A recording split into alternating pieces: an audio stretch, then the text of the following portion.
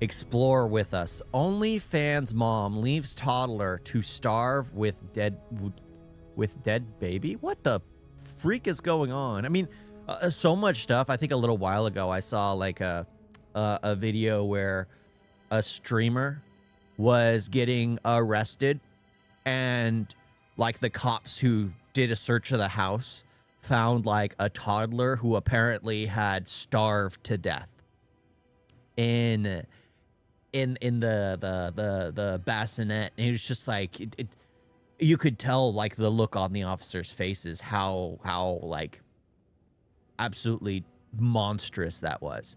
How absolutely monstrous that was. But that's what I want to be checking out right now is the OnlyFans mom leaves toddler to starve with dead body. You know, I'm gonna have to speed this up. I have a feeling I'm gonna be disgusted after this. Well, let's just, we all will. We all will.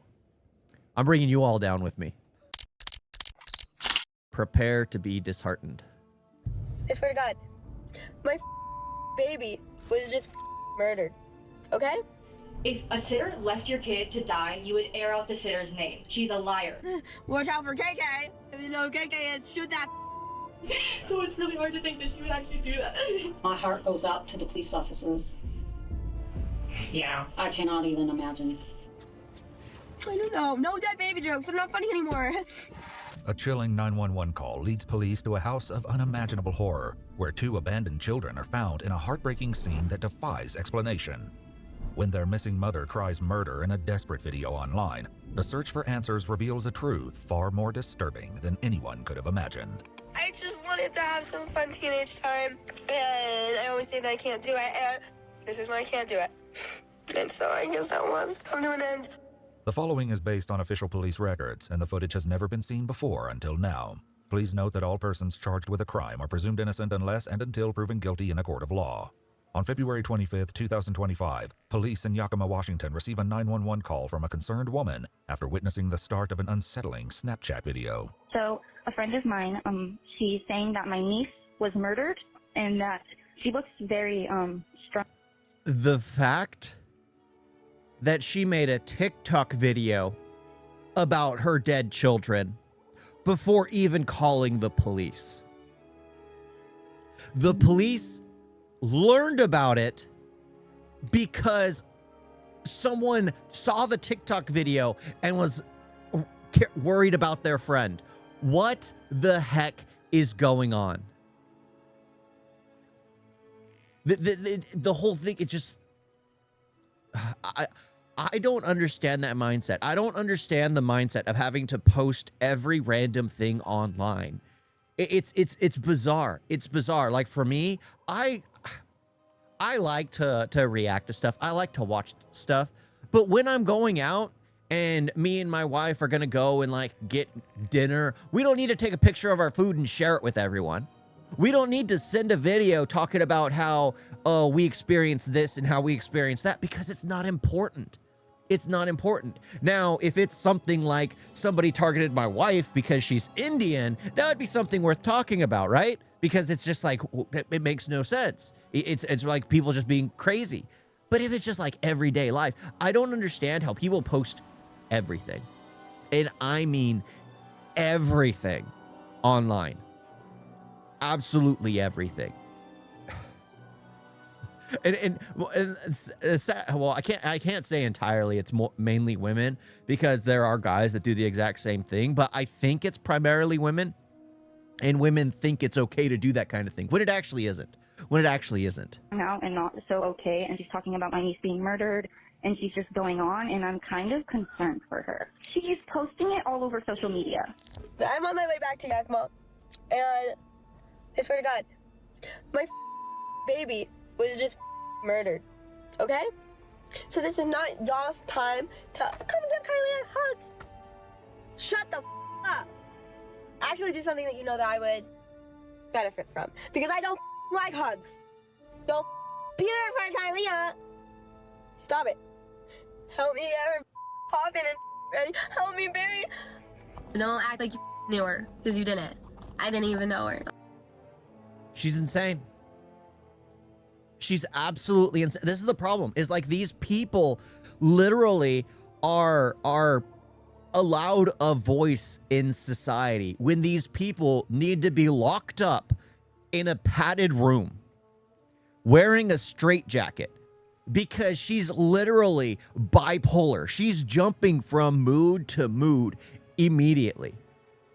Yes, they're skipping, but the fact that she's literally in the same car, wearing the same sweater, same background. She's been in the exact same place doing several videos or just one really long video, bouncing around all bipolar.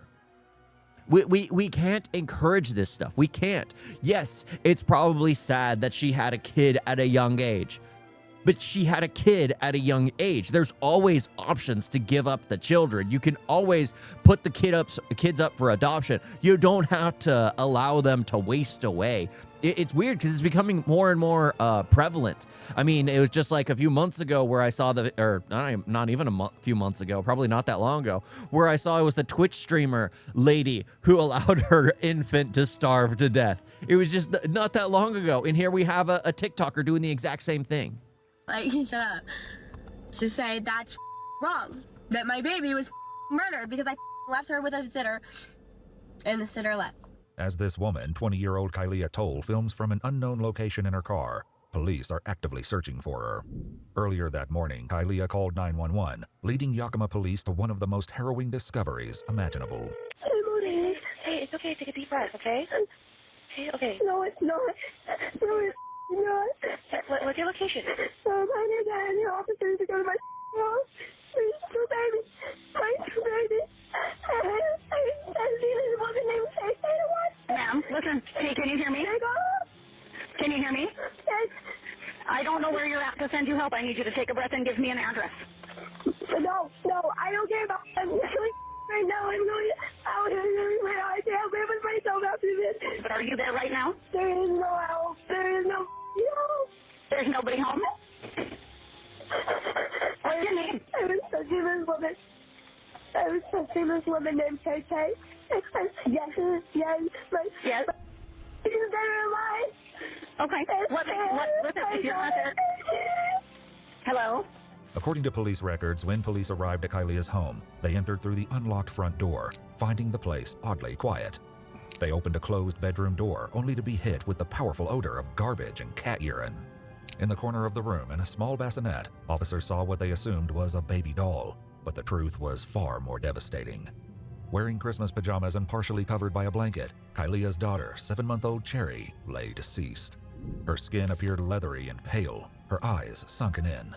The tips of her fingers had already begun to decay. Y'all that didn't really know Sherry that well better be there. The people who did. Be there for the people who really loved her more than you loved her. Dude, I swear to God. Eyes sunken in, body leathery, fingers already decaying. That poor child died months ago. Months prior to the report. She didn't even think once about it. Didn't even think once about the child. It just... Oh... I said you would all suffer with me. I said you'd all suffer with me. Oh my gosh. I'm not even gonna try to look good. This is not about me. It's not about me. It's the things that you can do to help genuinely. Like these. Unique. Not just like everybody else's. Make sure it's Sherry was born. Sherry was born to Taylor Swift. Make her things. If you have a space with a cherry tree or space to plant a cherry tree, you can make her a little hat. Something. As officers continued their search of the girl's bedroom, they heard the soft cries of Kylia's 2-year-old daughter coming from her crib. Miraculously, she was still alive, though she could barely stand. The toddler appeared severely malnourished. The bedding beneath her was soiled with dark stains. Her hair and face were caked with a thick mucus, affecting her ability to open her eyes. With no way to know the last time she had water or food, she was rushed to the hospital for emergency care. Give me more meal. Give me help, and if I go to jail during the time that they're like doing evidence and Bruh. Commissary, like, if I go to jail, please put money in my books. Just jail is genuinely so traumatizing, dude. I just got out and now I'm being prepared to go back. But I have a baby. She already had a record? What? Again, the U.S. is so ruined. It's ruined itself with people like this. It's ruined itself with its inability to keep people who belong in prison, to keep people who belong locked away from civilized society, locked away. People need, there has to be people that, well, there are people that just don't fit in to normal civilized society.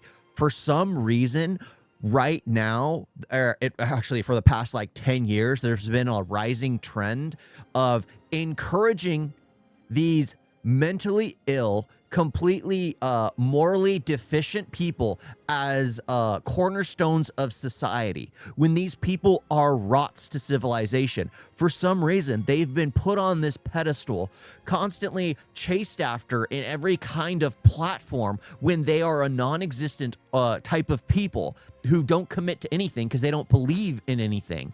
And now we're dealing with the ramifications of people growing up in that kind of society, to where people's brain rot is encouraged as the epitome of society. That now children who have grown up in this brain rotted society are becoming parents themselves, well, not knowing how to be parents because they don't understand the concept of parenting. We're having a whole generation of those kids who grew up under gentle parenting, who don't understand what it means to be a parent, because guess what? They didn't have parents growing up. They had a friend. Their mother was their best friend. That's not a parent. That's not a parent. Parents don't try to be friends with their kids. No, parents need to guide, nurture, and discipline. That's a parent's job. A parent's job. Once detectives Morally disassociative behavior is very lethal for the society, but no one is talking about it. Well, yeah, because it's those types of people are encouraged to exist in society. That's the main issue. And now we're reaching the ramifications of it. And well, what can they do? Say they were wrong? Nobody likes to admit that they were wrong about something. But that's the thing. It's like society as a whole, like normal human beings, can see it and be like, yeah, this person belongs locked up. This person's mentally ill. This person has, but the thing is, the person was encouraged to be that way, that they are surrounded by people that think the same way that they do. That now we end up having this situation where there are the normal people who are always adding more to society because they work jobs, they live their lives, they primarily stay offline. And then you have the morally deficient people that are constantly online, spend their entire life online, believing the lunacy online is reality. And then it just sounds like there is more of those lunatic people in society when there aren't. They just don't do anything with their lives. They're not a positive to society. arrived at the scene, they described the rest of the home as a collective reflection of neglect. The floors were grimy, trash and remnants of old food littered the house. Several small cats were left to roam freely throughout the home and were secured by animal control. In the girl's bedroom, diapers filled with feces lay open on the carpet and overflowed from a nearby trash bin. Later the same day, Kylia continues to film from her car, claiming the fault lies with a babysitter who left her children for dead. Watch out for KK. If you know who KK is, shoot that. Jail isn't enough for her. I want her to slowly die. Just like I'm sure my Terry did. I'm not saying anything, but I will go to jail for this one. Eventually, like, that doesn't even do anything. She's either She drunk to film, or Yakima completely police receive a drugged call out. from a girl named Chloe, stating she's a friend of Kylia's, and she believes she's sitting in her car at the Squaw Rock Resort. She's still filming as a deputy with the Yakima County Sheriff's Office races to her location. Please stand up for the fact. So, like, I don't know. No dead baby jokes. They're not funny anymore. Stand up for babies for sure, you know? Call the police on that. Call the police on the... and so on and so forth. Thank you. I'm going to finally get gas to come back to do this, so let's do it. As Kylia prepares to leave, the deputy pulls in behind her, blocking her path, and approaches the driver's side door. Show me your hands. Show me your hands. Step out. Step out. Hi, how are you? I'm just coming to surrender myself. Step out here. You're okay. Come here. What? Come here. No, come here. No, wait. Yeah, come here. No, I won't. Put your hands behind your back, She's okay? still You're okay. recording. I'm gonna let you. Okay, Right? everything's recorded. Snapchat? Okay, everything's being recorded. All right. Not gonna fight you up here in the middle. What are we doing? You can have that in a minute. I'm wearing a body camera. Everything's recorded. Okay. Stop. But for my own? Stop. Lawyer? Okay, I understand. I'm not gonna hurt you as long as Are you you listen to telling what me I'm that? saying. Okay. Are you injured? No. Are you My okay? baby was murdered, and I was Okay. coming Don't say back. anything that can be used against you. I'm gonna No, read your I rights in a second. Okay.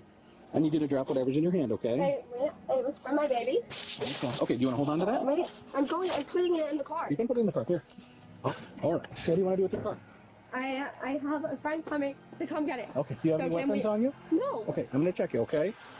Just nothing in your pockets. No, you can pull down my pants. I have Come over here. I don't want to pull down your pants. Hey, Okay. wait. Tracy.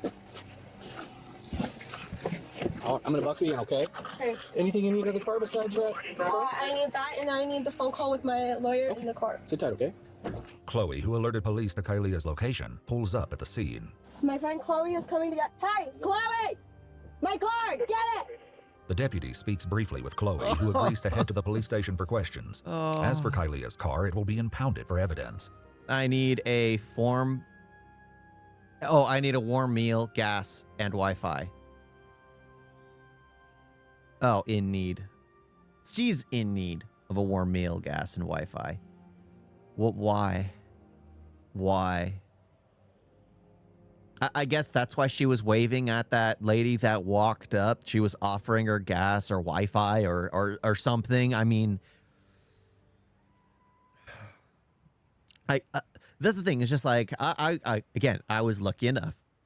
I am lucky enough to have my parents faithfully together, faithfully discipline me, teach me morality, the difference between right and wrong, what it means to actually be a parent, all that kind of stuff. You learn by watching what your parents go through, as well as what they tell you and instruct you and all that. I mean, that is how society's supposed to function. That's just how it is. For some reason,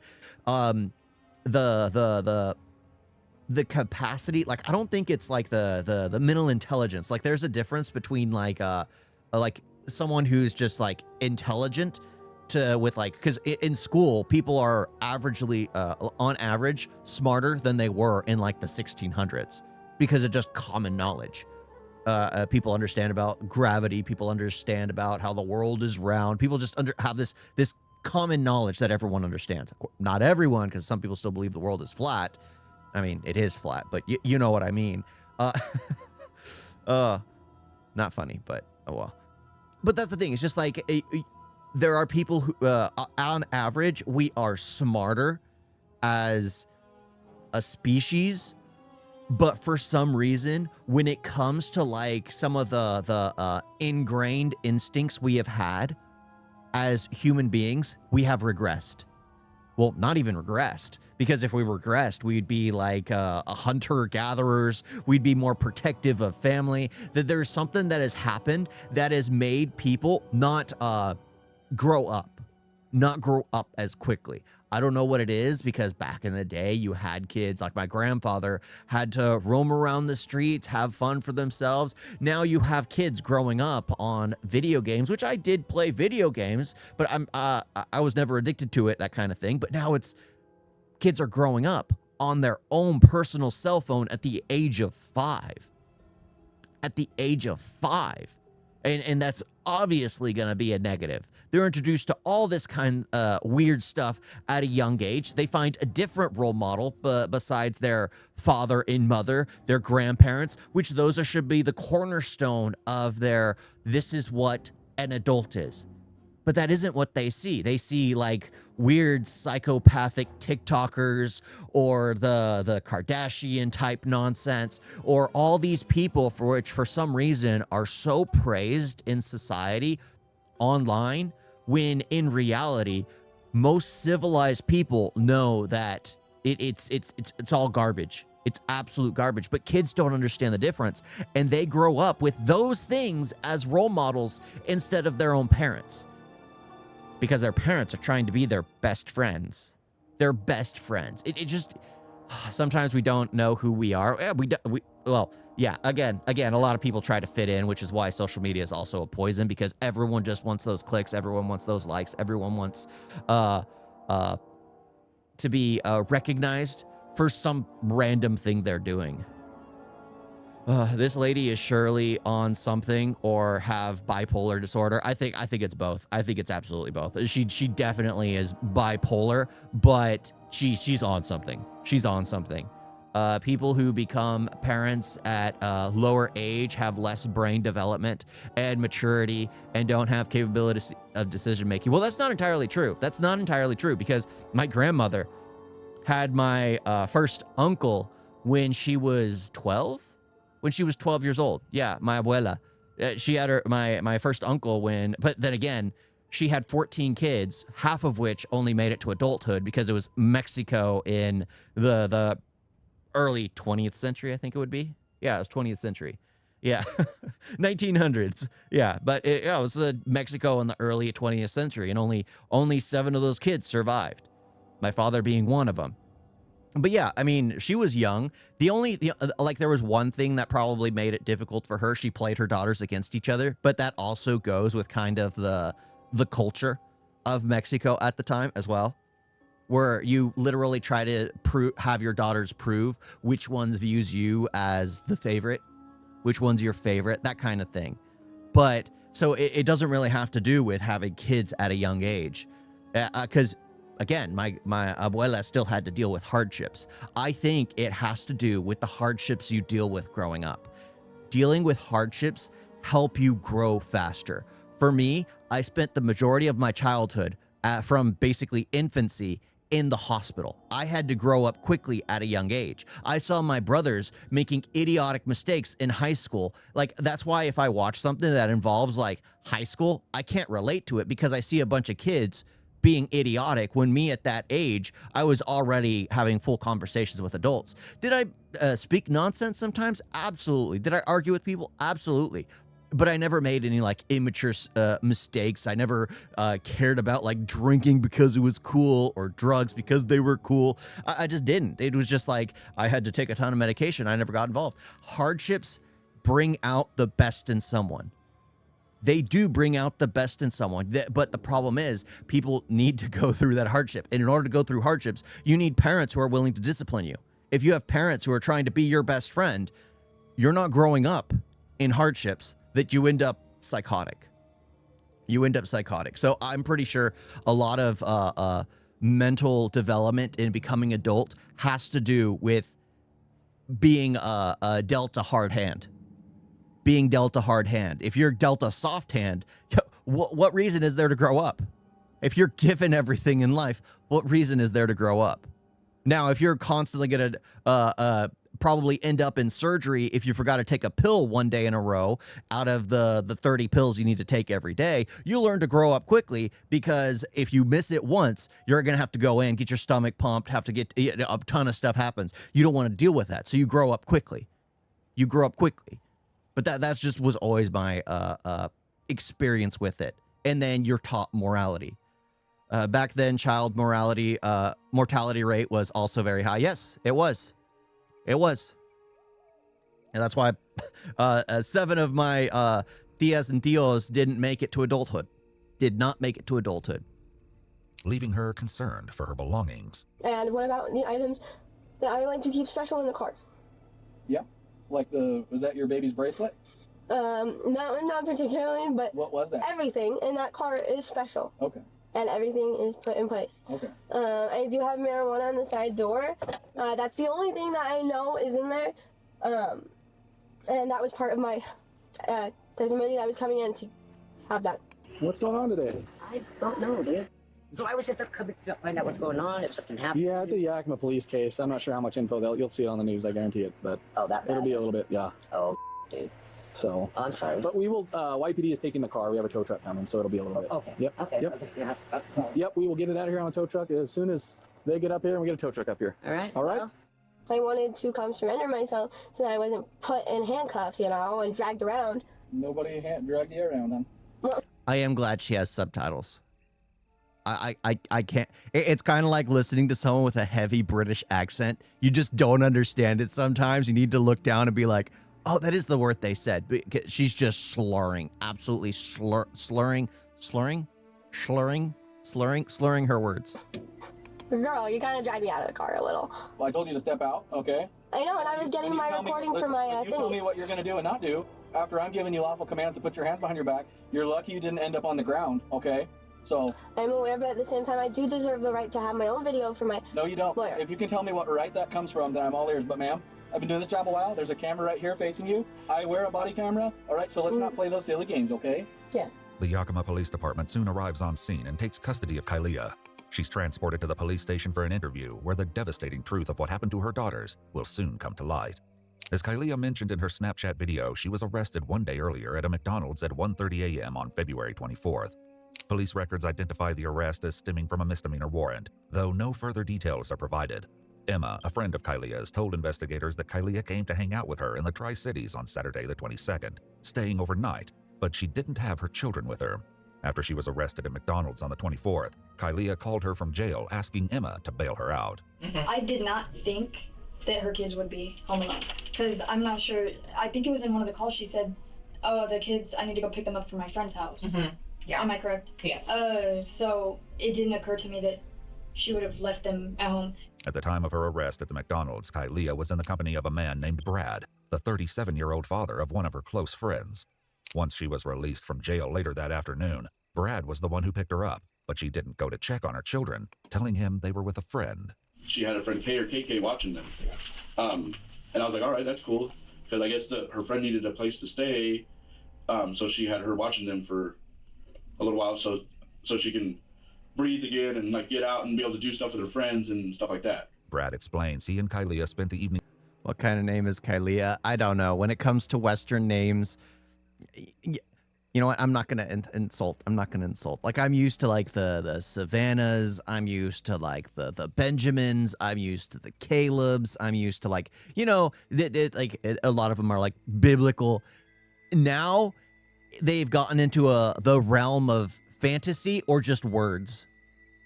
You see something pretty, you'll name it. You'll name a child after it.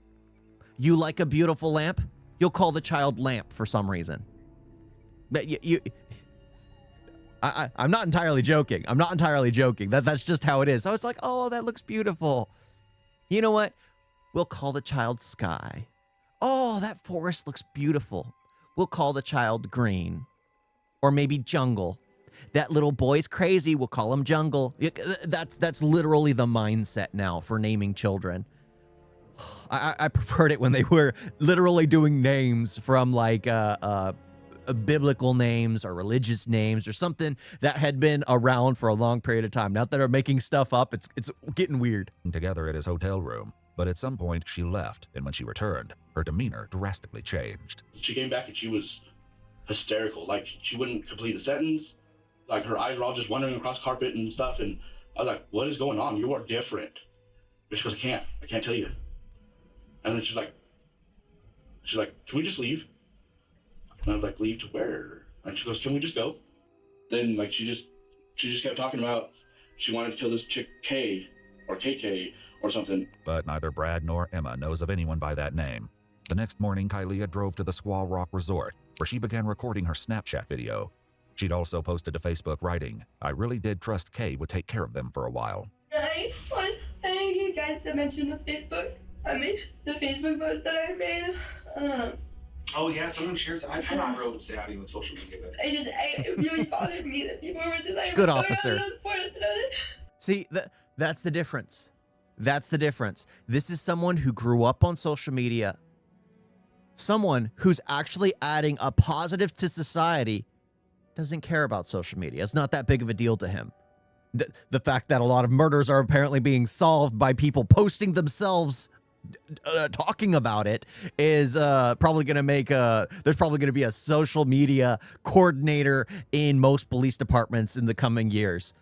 literally listening to what people confess themselves and then being like creating a little snippet and go like, let's put this in the courtroom for their hearing, because they basically admit to everything. Like, that's literally going to end up being a complete job in the police precincts, because it is just ridiculous. It is ridiculous because, again, people who tend to be happier are the ones who, and net positive in society, are the ones who are off social media primarily. It's crazy. It's crazy. Maybe he was murdered there, but ultimately that's what it was. I did the wrong thing by just running. But Kylia's friend Sophia isn't convinced by her story. She says it's a sitter. I think it's ridiculous that she says there's a sitter. I don't believe that. I don't believe there's a sitter. Because she said on some Yakima post, I'm not going to air out the sitter's name. If a sitter left your kid to die, you would air out the sitter's name. She's a liar. There was no sitter. She just left her kid. Do you know who her sitters were? She said her sitter was named Kay. K-A-Y. I have no idea who that is. Never heard of the person. Never seen the person. Never seen an Instagram. Never seen a TikTok. Never heard of them. Never seen a video of them. Nothing. That's why I don't think this person exists. I think it's something Kylie thought of because she found her baby dead and she felt remorse after a second. She was like, oh my God, what did I do? Investigators also spoke with Kylia's parents, who adopted her when she was just 2 years old. I just feel like I just entered an alternate universe. I mean, this is just... I'm so sorry for your loss. Never had anything happen like this in my family in general, and it's like, oh my God. According to her father, Kylia did have a female friend staying at her home recently. I don't know who that person was, but because when she said the name, I'd never heard that name before. No, I guess she doesn't say her name. Does the name K or KK sound familiar to you? No. Okay. Would she leave them home by themselves? I don't think she would leave her kids there by themselves. Okay. If there was somebody else at the apartment, I can see her doing that. Okay. But quite honestly, I think she's capable of anything. Okay. If she selfishly really desired to go do something with somebody, I wouldn't put anything past her. Okay. We do not trust our daughter at all. Kylia's mother. Yeah. I mean, she's adopted. She was adopted at a young age, so the parents tried to give her everything they possibly could. They were trying to be nurturing and guide. But some people are, I don't know. She was probably chasing something online. It's just sad. It's absolutely sad. It's absolutely sad. And maybe there's a weird situation where the parents never, or she never felt truly accepted because she was adopted. But that's the thing. At a certain point in time, you have to take responsibility for your own actions. You have to be like, I am an adult. I need to act like an adult. I have, like, even if you're not an adult, it's like, I have difficult situations in life. I need to bear the burden of those difficult situations. Like becoming a mother, that wouldn't be easy. But she needed to literally bear that responsibility because she chose to bring those kids to the world. If you do not feel like the ability to raise those children, there are more people waiting for adoption. There are more people waiting for adoption who want to have children who just can't have children. And she deprived them of 2 kids, leading to the starvation of one of them. Also fails to recognize the name KK, but wonders why her daughter didn't simply ask her to watch the girls instead. We've always told her, you need to reach out to us. We will come get the girls. It doesn't matter. Call us day or night. We will come get the girls, always. I mean, I wish I would have went to my mom then. Because I knew how to mom. I didn't have to overthink it. I was having so much fun. While it remains to be seen whether someone named KK truly agreed to watch the children, only to then abandon them, detectives must also consider the grim possibility that Kylia never left the girls with a babysitter in the first place. According to her friend Chloe, Kylia often ignored the girls even when they were in her care. I don't know, like, how she died, but Kylia never took care of them like she should have. Kylia was a very negligent mother. When I lived there, cry. Almost, I think she's 2 now. She doesn't cry, and she didn't when she was a baby because she knew Kylia wouldn't come get her. So the baby never made a sound. Kylia's friend Sophia, who hasn't seen the girls since January, shares a tragic observation. They always seem to have diaper rash, and I know it's Kylia's and that doesn't change them. Okay. Like, and it's just, I don't know, because I get told that she changes them, and then it seems like that they keep coming back with diaper rash. Like, the parents get rid of it, like the grandparents. Like, they keep the girls for a little bit, they'll get rid of it, then Kylie gets them back, they get diaper rash again. So it means, like, it feels like they're not being changed enough. We have some ointment that we would use over the weekend, and by the end of the weekend, it'd pretty much all be cleared up. You know, just a little bit left, but I mean, it was horrific. I mean, where it was, you know, open bleeding, kind of horrific. Yep. The lack of diaper changes was so severe that on one instance, Sophia offered to change the toddler herself. So then she gave me a diaper, and it was like so much pee. There was no poop, but it felt like there was more than just one. Did she have like pants on? Or yeah. You could feel the pants mess? were wet. Okay. The pants were wet. When investigators visited the surviving 2-year-old girl in the hospital, what officers observed was beyond heartbreaking. The child had peeled skin on her leg, as well as blisters and sores around her backside and genitals. And I tried, like, every time I would hang out with her and, like, give her food, she was fine.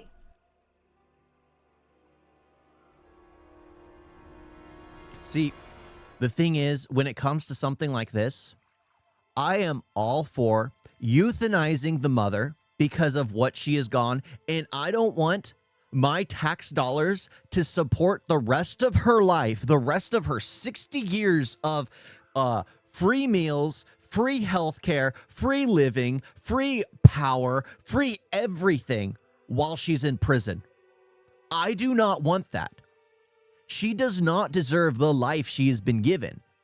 She has completely been a utter net negative on society. Utter net negative. And that's the thing. It's like a lot of people will think I'm an evil person for that. But the fact that a 7-month-old starved to death.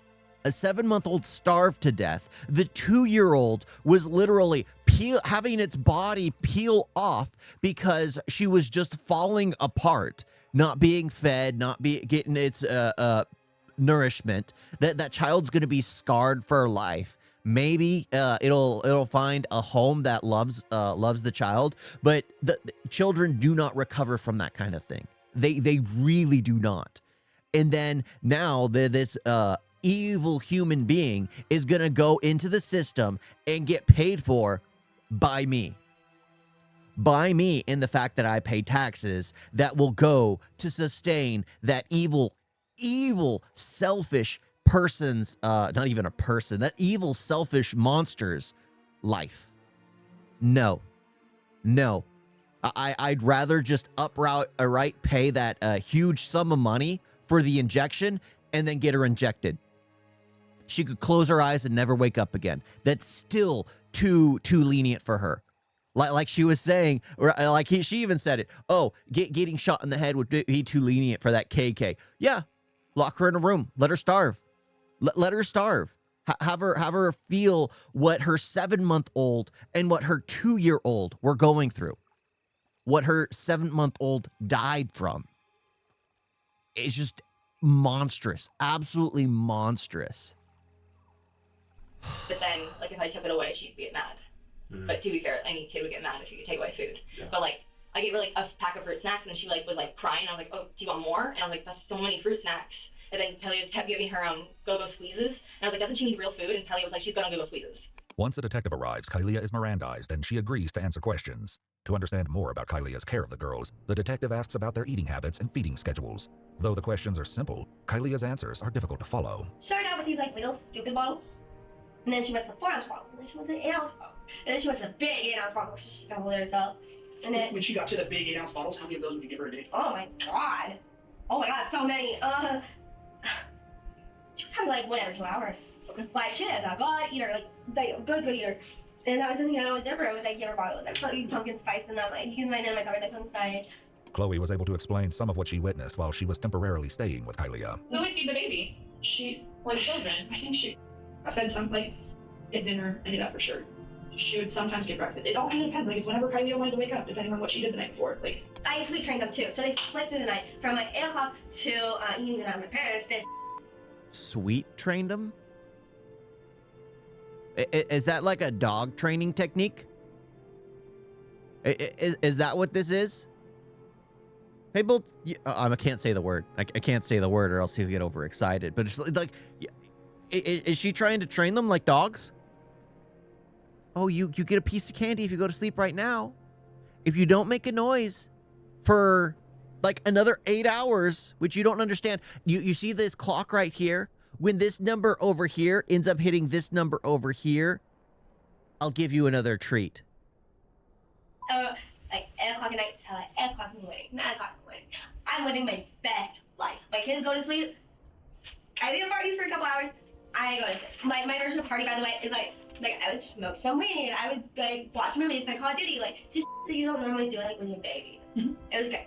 At a mere 16 pounds, the 2-year-old girl showed noticeable signs of malnourishment, with her ribcage visible and severe plaque buildup on her teeth.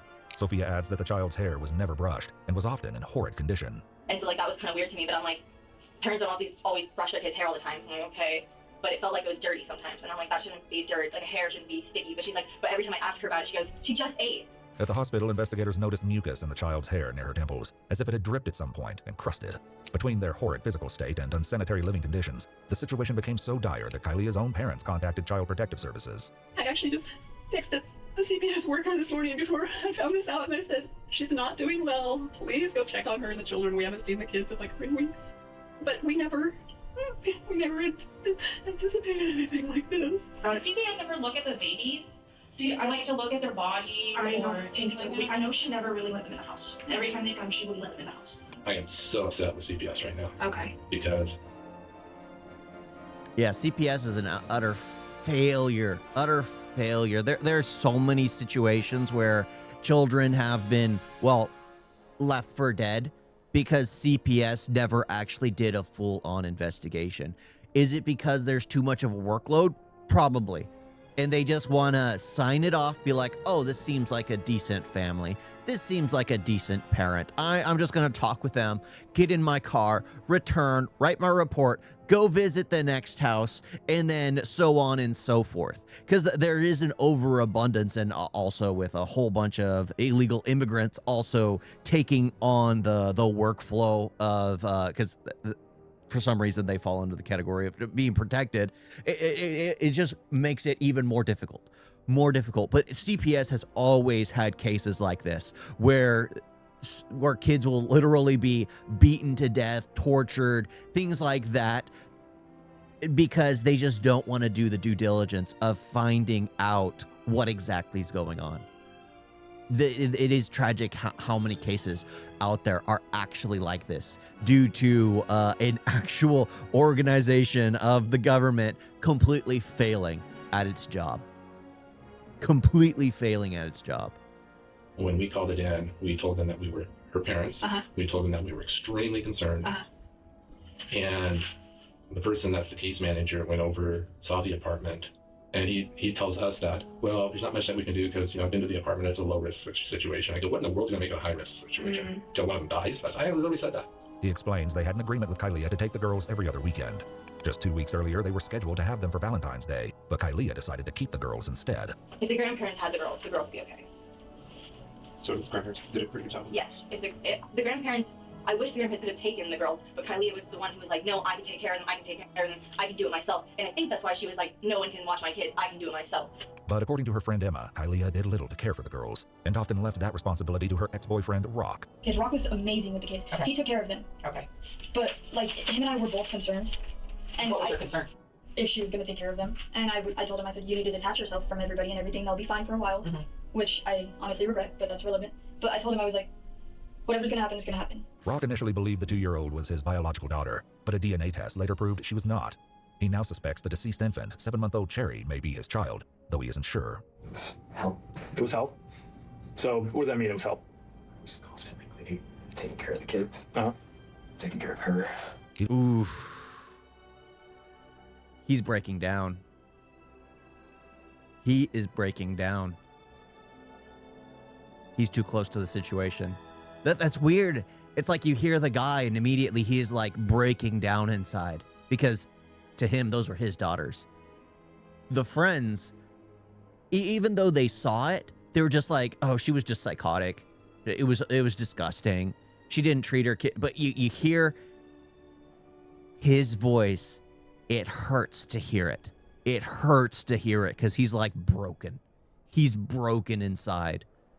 And that's good. I mean, it shows that he had a good heart.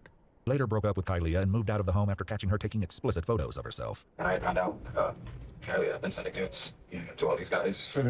But something Kylie earlier shared with the officer may explain the photos. I was trying to do OnlyFans so that I could work from home, and then What's OnlyFans?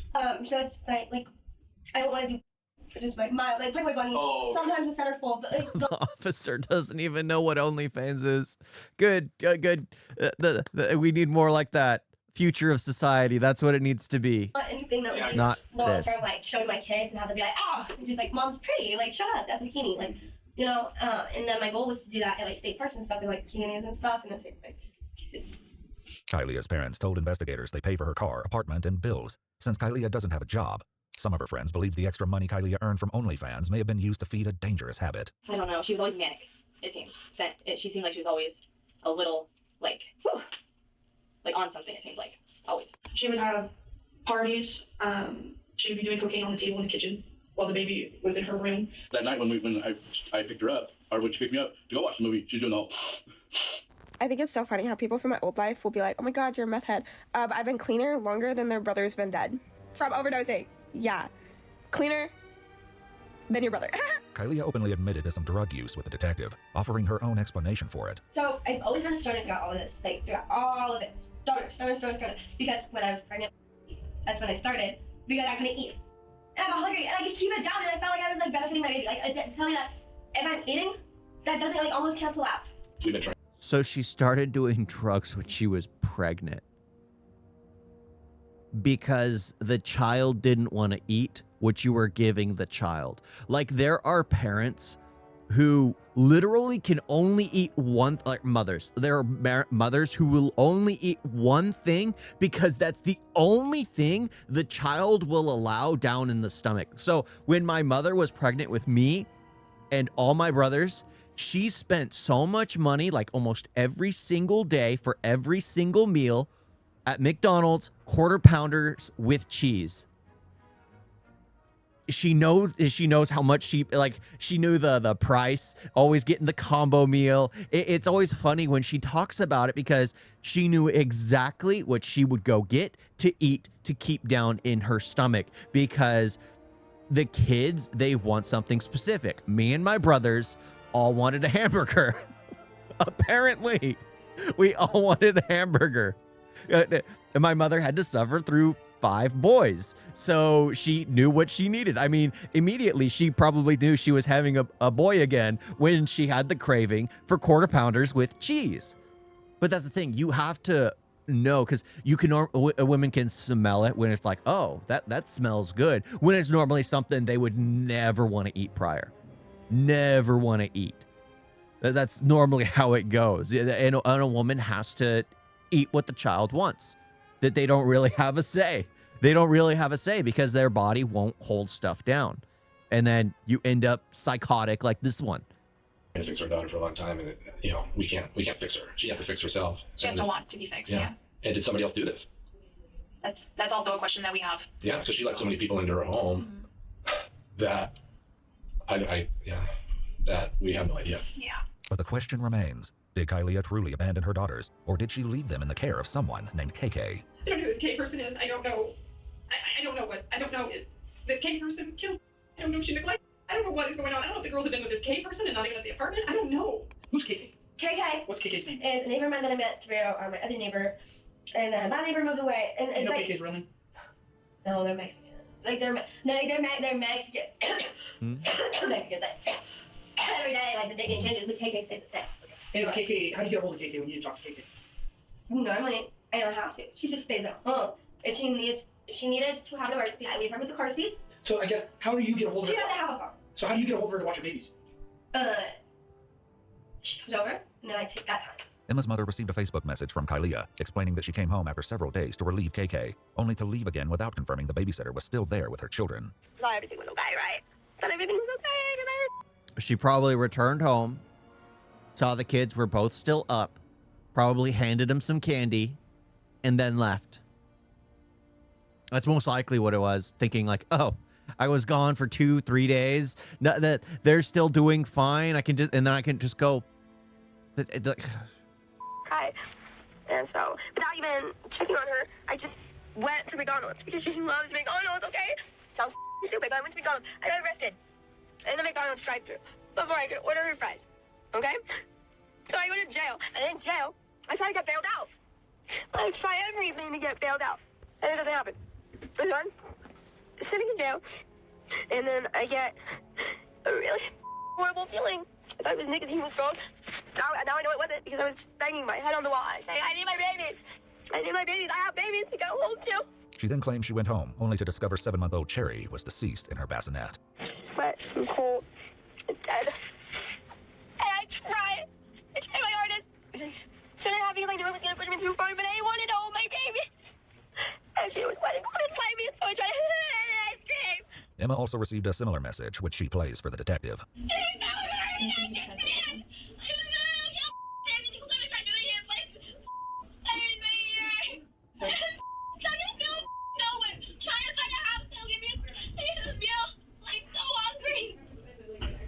Her concern, if I had found my, okay, this is just my opinion. Y'all cut this out. But if I found my daughter dead, I would not be hungry. That would not be my concern.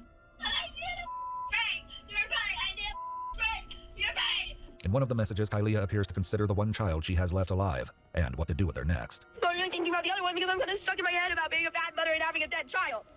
Okay? Not thinking about the other one because I feel like I'm his mother already, okay? So I'm trying to do a favor for that child by leaving. I need to go get my other baby. No. I need to fight for her, dude. However, investigators had already restricted visitor access to the 2-year-old at the hospital, fearing her mother may try to seek her out. Thankfully, she was arrested before she could return to Yakima on her own. As the messages continued, she once again pointed to the woman she felt was responsible for Cherry's death and the toddler's dire condition. I'm the one that decided to leave all the time and get her that babysitter, and I can't. I feel responsible. I feel like a horrible mother.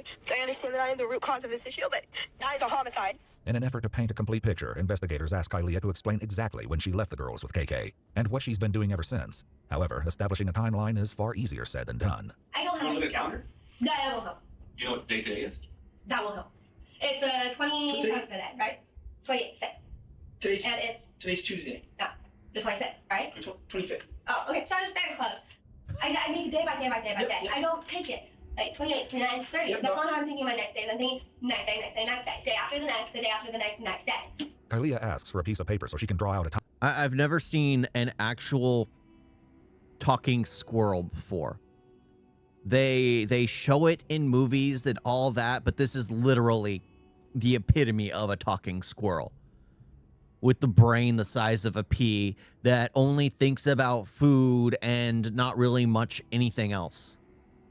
Doesn't really have a concept beyond what's right in front of her. Timeline, but what she writes is incomprehensible. Instead of continuing down a futile path, the detective instead turns to what happened on the day she discovered her daughter's decaying body. Did you touch? Oh. I tried. That's why I wrote. It's because I went. Can I? I went like that, and then that's all I took. I immediately. I never touched a dead body. Okay. I know if I said it, but I'm not like an actual whip rat.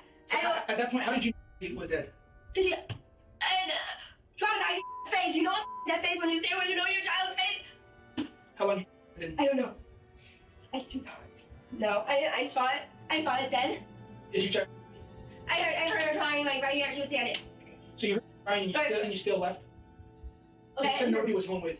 Nobody was home. Okay. So what do you think would have happened if she would have stayed there a little longer and nobody would have found her? That's why I was trying to. And then I had lasers on me, so I thought you guys got there. And then I was being pissed for all of this because I just left without doing anything. You know what I mean? Like that genuinely, I was guilty. I felt guilty. Like, you know what I mean? Like, I felt guilty that I had left, and I wanted to hold my baby. Despite this, Kylia chose not to seek help for her suffering 2-year-old daughter and didn't call 911 until the following morning, delaying the toddler's rescue. After all that, I tried to overdose, but it didn't work. After I found dead, and I reported it, and I was already like gone. What were you overdosing on?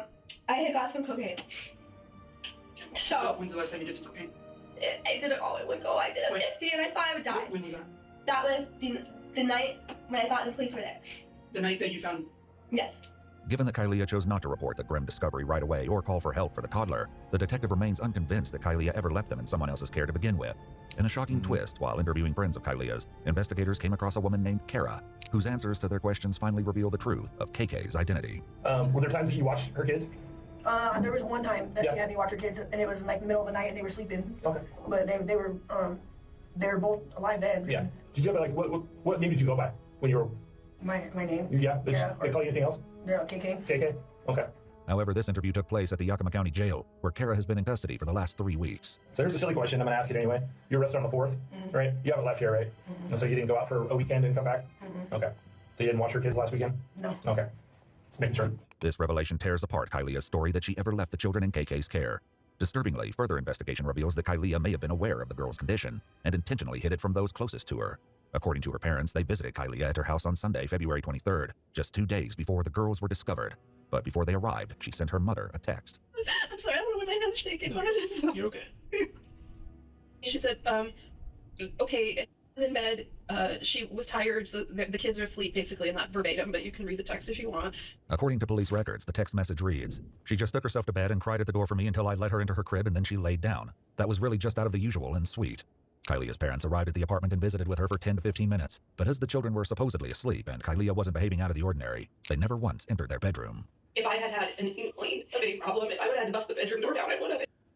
How do you... I don't know. I can't understand living in those kind of pigsties types of situations. That's already a red flag. It's funny because my mother was in law enforcement, and it's like she would watch things on, like, in movies on how they would make things look trashy, and she's all, oh, that's not even close to reality.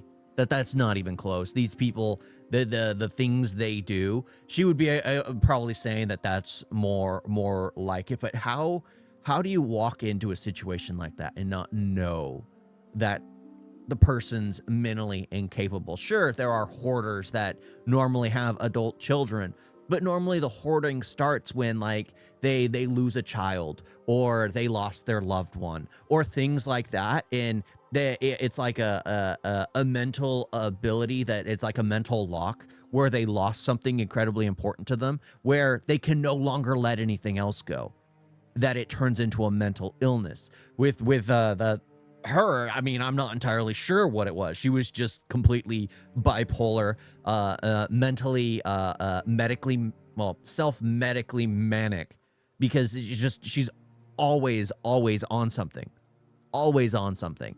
You can tell just by her wired personality.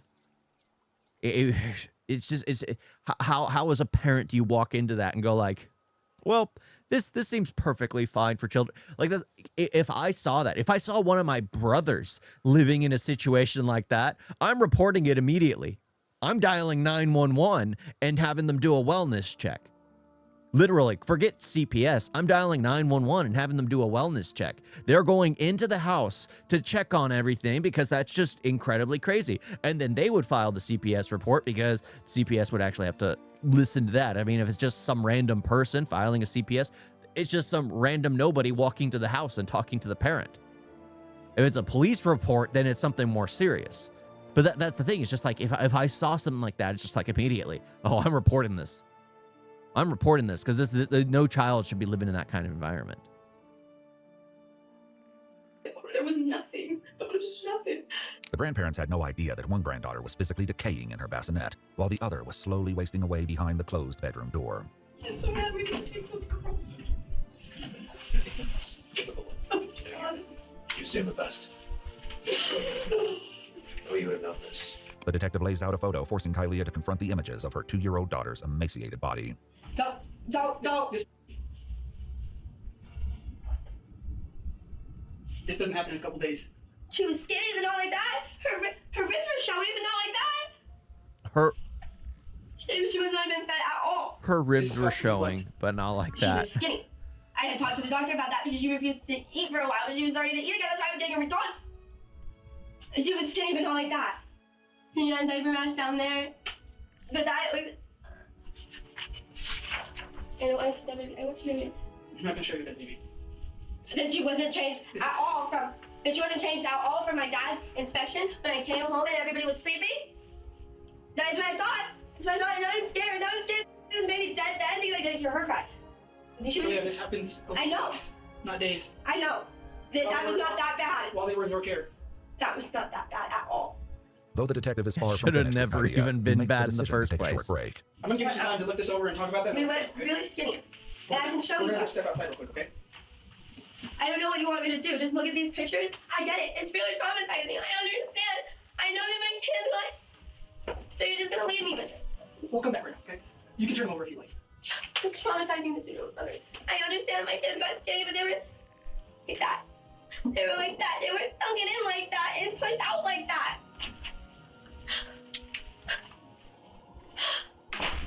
With the images face down on the table, They should leave her a length of rope.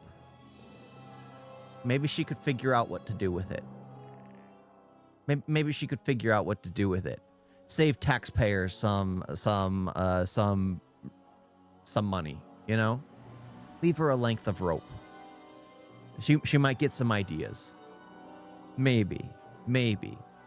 well, Kylie continues the conversation alone. That's why I didn't want to look. I was scared of seeing that. After seeing a dead child. Traumatizing. Driving into the camera at this point, I don't know what to do. What am I supposed to do with that? Like, no. I was here saying that. I don't want to be here right now. I want to shelter. You know?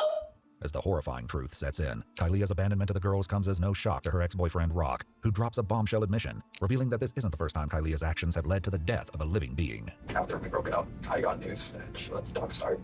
In December of 2023, police were alerted to 2 dogs left abandoned at Kylie's home. One was severely malnourished to the point her bones were visible. She was tangled in a pink harness with a part of the cable embedded into her neck and had to be cut free before being rescued by animal services. The other had already starved to death. When Kylie was questioned, she claimed the dogs belonged to her ex-boyfriend, and after they broke up, she stopped providing the dogs with any food or water, claiming they were not her responsibility. Now, 2 years later, her own 2 children face the same tragic fate. What do you think happened? In my eyes, I think she snapped. I don't exactly find it hard to believe that she just walked out and never came back. I really don't want that to be true. During Cherry's autopsy, the infant was determined to have been severely malnourished. It's difficult hearing him. It's funny. Everyone, even like the parents, that's something. But for him, because normally being like he's on the outside, believes probably one of those kids might have been his, and he was probably more invested than sure, the parents probably feel a bit guilty, but they had a choice in the matter. He didn't, and probably regrets everything. I don't know why. I don't know why. For me, just hearing him and how he's broken up hits a lot harder than like the mother or the father being broken up as what happened to their grandchildren, or all the female friends that are just like, oh yeah, that's just who he was. But for him, he was invested and actually saw a future of his child. That's what he saw, and it was just, yeah, it's tragic. And dehydrated, to the point that her fingers appeared mummified. But how long she's been deceased is still in question. When detectives return to speak with Kylie, she continues to cling to the impossible story that she left her girls in KK's care. To narrow the timeline of Cherry's death, they briefly entertained the claim, asking how long ago she believes she left the children with the babysitter. It would be 6 days. And I didn't mean to make it 6 days. I went too soon. Her admission aligns with statements made by the neighbors, who confirmed the last time they heard the baby cry was approximately a week ago. We've talked to multiple people who said they've constantly heard your kids crying every day, and they haven't heard your kids crying for over a week now. Do you know how long a week is? Yes. Their diapers weren't changed. TikTok post 4 days before calling 911. Oh my gosh. Nobody was watching. Nobody was watching them. And I up. And it's my fault that I got there. Somebody else millions, my fault. I'm sorry. But I didn't want to speak. I just did. Though investigators were unable to pinpoint the exact date of 7-month-old Cherry's death, the truth of what caused it is undeniable. And while the toddler was still alive and all alone, Kylie was in the Tri-Cities spending time with friends, visiting Brad at his hotel, and consuming narcotics. Sometimes I do drugs. Only cocaine. And I've been cutting that out because I don't feel like I have to anymore, because I was doing stuff just fun for me, and I wasn't stuck in my house all day taking care of 2 kids. Kylia also continued posting regularly to TikTok in the days before the girls were discovered, with most of her videos showing her lip-syncing to music. In one TikTok posted on February 18th, she appears to be inside her home at a time when 7-month-old Cherry may have already died, and her 2-year-old was slowly starving in her crib. The heartbreaking truth leaves her friend Sophia utterly devastated. Kylia was like my best friend for so long, so it's really hard to think that she would actually do that. You know what I mean? Emma's mother, who received the Facebook message from Kylia, shares her own thoughts on the matter. You know, just don't have you don't have the room to feel sorry for the mother when she has done this and it ended up with a deceased child. Now these are consequences. It's very sad. My heart goes out to the police officers.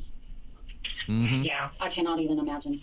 What investigators still cannot explain is why she would have chosen abandonment over calling her parents for help. Let me ask you something. At any point during your friendship with Kylia, and while she was parenting these 2 children on her own, did she ever express any frustration, like, you know, did she ever say, like, I don't like these children, I hate them, I wish I could have my life back, or anything along those lines? She would make little comments I can't pick anything out, but she would say things like, oh, I wish it was like what it was before I had kids. And actually she was, in one of the messages, crying, saying that she can't get gas money because she can't sell pictures of her boobs because in her body. Rock recalled many arguments with Kylia, including one where she accused her daughter of ruining her dreams of becoming a NASCAR driver. Do you think she wanted to be a mom? No. I mean, there was times where, you know, she'd be like, I need a moment with my girls. I'd be like, okay. And then there was times where she'd be like, I have to walk away. I can't do it anymore. Kylia is completely selfishly motivated. Okay. And what I mean by that is she puts herself before anything else in life, including her children. Okay. And that was explained to CPS that if you have a mother that's going to continuously do something like that, something terrible is going to happen one day. Yeah. And here we are. And here we are. Yeah. At some point, you can't talk to CPS when it comes to something like that. You have to talk to the police. You have to actually file a report with the police department, because then it takes a criminal action, because you literally file with the CPS. And then you contact the police department, let them know that you have suspicions and all this kind of stuff. Guess what? When this finally comes to light and this whole heinous thing happens, at least CPS will be held accountable as well. Because it got so extreme that the police department had to be notified of it. That's the thing. You always need to have what is it? Not safeguards on safeguards, but like not backups on backups, but where you'll let the actual department know, but you have to let like the department above that has more not power or anything, but it more can take more severe action above that. You always want to, because you don't want something like this to take place. Now, if it's just I'm trying to think, a DV situation and the children aren't really involved in that, you can contact CPS about that. But then again, you can still contact the police department about that kind of thing as well. So in the end, I mean, it's probably better just to call the police department and have them figure it out, because they go to these kinds of places all the time. They have a better eye for it than the people who are hired to literally go to houses and just talk to parents. The police will always go there more skeptically, because they're there to protect. They're there to protect lives, and that's their main focus. So they do what they can to protect lives. With CPS, I mean, they're there to protect children, but most of the time, CPS wants to leave children in the care of their own parents. That's normally what they want to do, because there's apparently no better parent than a kid's own parent, which is not even true. But that is the mindset of CPS. To have some fun teenage time. And I always say that I can't do it, and this is why I can't do it. And so I guess that was come to an end. You guys know that I have my children. I have both of them. Sure. I love my children. I love them. I still love them. Oh, what am I doing? It's okay, and that's never gonna happen again. I hate it. Before heading to jail, Kylia asks if she can speak with her mom, who detectives are able to get on the phone. To be honest with you, Kylie, I don't know what you're calling me for. I know. I have nothing to I do. have failed you. I know. Over and over again, and then. You think you failed me? Okay, respect for the mother, because that's the thing. There are so many times where someone will do something and then they'll always believe the random lies the child tells, but the mother's like, yeah, this is definitely not happening. This is definitely not the case. You're no child of mine type of situation. That's sometimes what you have to do. You have to literally like cut them out of your life, completely cut them out of your life, because, well, they're not worth the tears spilt. They're not worth the words spoken. They're not worth anything. They're not even worth the length of rope it would take for them to take their own life. But at the same time, it's still cheaper in the long run. No, your daughter is dead, and your other daughter might not survive. What? What can you possibly say? I mean, I'm sorry, you are a smart person, and all you had to say was, I need help. But no, you chose to let your children starve to death. Who does that? If you're looking for comfort, you are not going to get it here. You're just not going to get it from me. In February of 2025, 20-year-old Kylia Cole was formally charged with first-degree manslaughter, 2 counts of family abandonment, and 2 counts of first-degree criminal mistreatment. She was also later charged with 2 counts of animal cruelty for the 2 dogs who were left abandoned in 2023. In both cases, Kylia entered a plea of not guilty. A jury trial is scheduled for June of 2026. No public information has been released regarding the 2-year-old's placement or condition, beyond confirmation that, against unimaginable odds, the young girl survived. If you'd like to see select new videos early and help us keep uncovering... Oh my gosh, yeah. I hope we don't find... it's good that we know that the child survived, but I don't think it's good for the people to know where the child has gone to. I think it's good enough to know that the child survived, because that's just crazy. That is just absolutely crazy. That whole thing's just disgusting. That whole thing is absolutely disgusting. I don't understand that. Again, it has to do with the way society is right now. It has to do with the fact that people are in such a... people are more immature than they have ever been. They are more immature than they have ever been. It's so strange. It is so strange. Like, we have all these opportunities given to us now, but people choose to squander their lives away because everything's just so easy now. We don't have the difficulty in lives that we once had.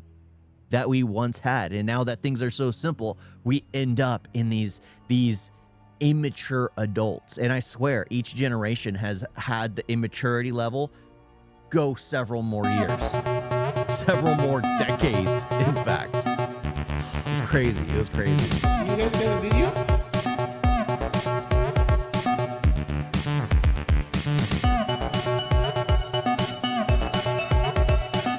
It's so bad.